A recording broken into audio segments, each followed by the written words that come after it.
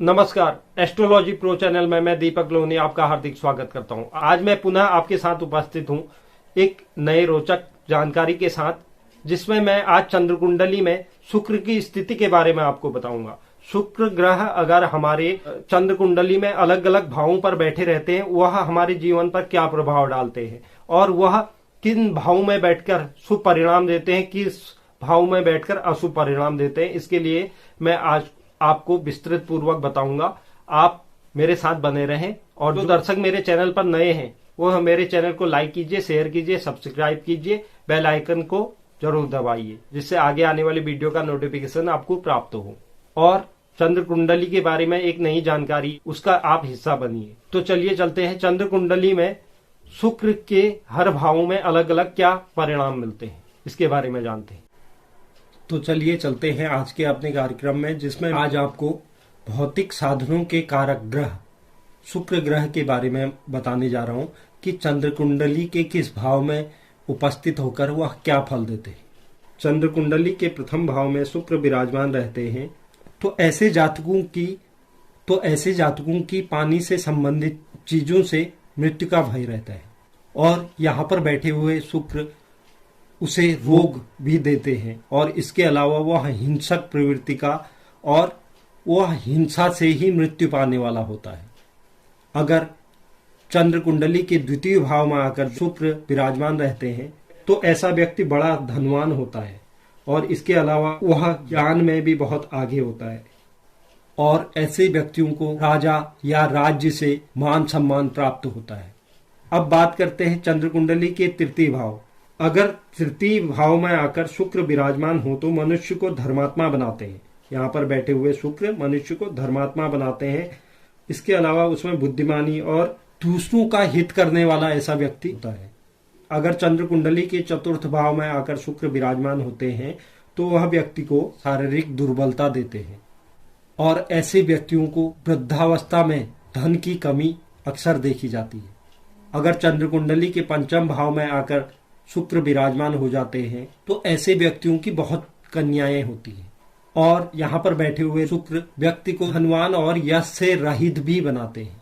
अगर कुंडली के रिपु भाव में षष्ठम भाव में आकर शुक्र विराजमान रहते हैं तो वह व्यक्ति को मितव्ययी प्रवृत्ति का बनाते हैं। वह अनावश्यक धन खर्च करता है और यहाँ पर उसे हर समय हार का सामना करना पड़ता है। छठे स्थान पर बैठे हुए शुक्र की वजह से व्यक्ति को हर समय शत्रुओं से हार का सामना करना पड़ता है। अब बात करते हैं चंद्र कुंडली के सप्तम भाव की। अगर सप्तम भाव में आकर शुक्र विराजमान रहते हैं तो ऐसा मनुष्य पुरुषार्थ से रहित और मंद बुद्धि तथा किसी भी काम में शक की प्रवृत्ति रखने वाला ऐसा व्यक्ति होता है। अब बात करते हैं कुंडली के आठवें भाव मृत्यु भाव की। अगर चंद्र कुंडली के अष्टम भाव पर आकर शुक्र विराजमान रहते हैं तो ऐसा व्यक्ति प्रख्यात महायोद्धा, दान और भोग करने वाला तथा बड़ा धनवान होता है। यहाँ पर बैठे हुए शुक्र उसे योद्धा बनाते हैं, महायोद्धा बनाते हैं, प्रख्यात बनाते हैं और दान और भोग करने वाला ऐसा व्यक्ति होता है। अगर चंद्र कुंडली के नवम भाव में आकर शुक्र विराजमान होते हैं तो ऐसे व्यक्तियों की भाइयों की संख्या ज्यादा होती है और ऐसे व्यक्तियों की मित्रों की संख्याएं भी अधिक होती है और वह एक से अधिक पत्नी के भी योग यहाँ पर बनते हैं। अगर चंद्र कुंडली के दसम भाव में आकर शुक्र विराजमान रहते हैं तो ऐसा व्यक्ति अपने माता पिता को अत्यंत सुख देने वाला होता है और यहाँ पर बैठकर शुक्र उसे दीर्घायु भी बनाते हैं। अब बात करते हैं चंद्र कुंडली के एकादश भाव यानी आय भाव की। अगर आय भाव में आकर शुक्र विराजमान रहते हैं तो ऐसा व्यक्ति दीर्घायु और शत्रुओं से रहित, रोग से रहित तथा अच्छी आय प्राप्त करने वाला ऐसा व्यक्ति होता है।